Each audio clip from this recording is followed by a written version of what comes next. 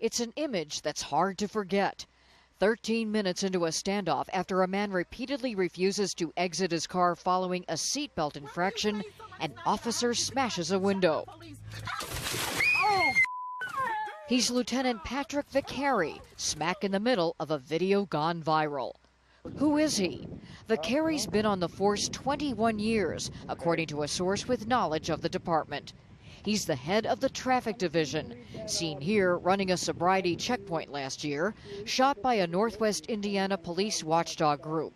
In August, he did an Indiana Public Broadcasting radio interview about the very thing that caused all the trouble in the first place, the importance of seatbelt enforcement.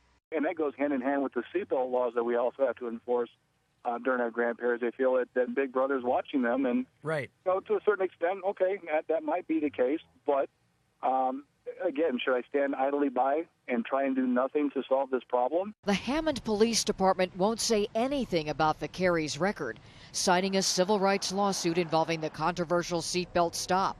This group of black ministers from the Hammond area, the NAACP, and a city councilman want answers, but say they haven't been able to talk specifics with authorities about what happened either. But certainly the officers should not be on the streets, which the mayor indicated that they still are on the street. They definitely ought to be confined to desk duty and not interacting with the public until there has been a full investigation. We were told Vicari wasn't in the office, and after several attempts to reach him by phone and at his home, he wasn't there.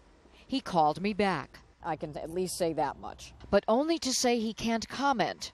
We do know he's been sued at least 3 times over allegations of excessive force, including a complaint from this couple, this photographer, and a man who says he suffered a brain injury during an arrest over a parking infraction. All 3 cases were settled out of court.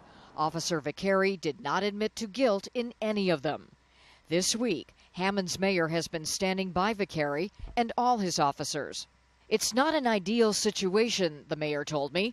It's not a good idea to argue with police. 99% of people agree with that. I wish this didn't happen. I know these officers are good people. A neighbor called him a good guy, defending his decision to smash that window.